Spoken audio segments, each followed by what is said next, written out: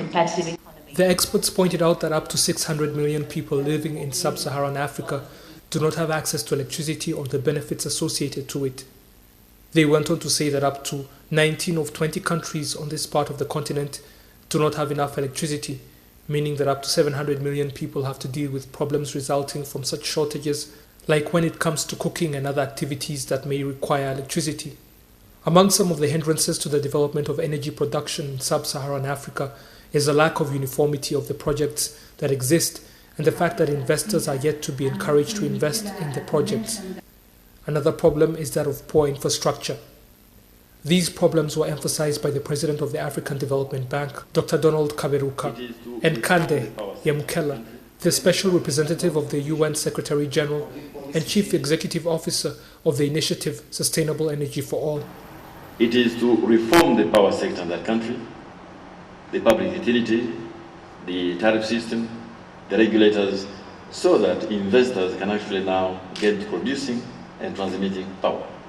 That is the starting point. Because I want to say here that now that I've been in the bank for 9 years, there's not enough public money to do this.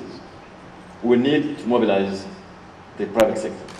The experts also explained that a lack of sufficient energy exacerbates the problem of poverty in sub-Saharan Africa and the lack of economic growth in the economies of nations.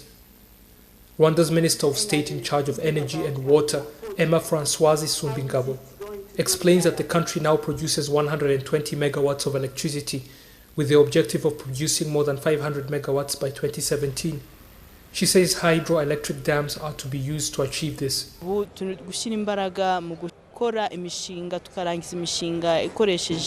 are putting a lot of effort in renewable energy, such as solar power and other sources our country has.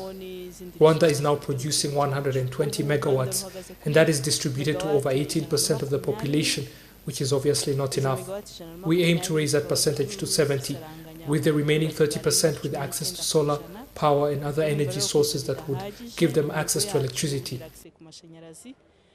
Africa is to be the first continent to implement the Sustainable Energy for All initiative. The initiative was begun in 2013 through a joint venture of the African Union and the United Nations. Serge Nhore, Rwanda Television News.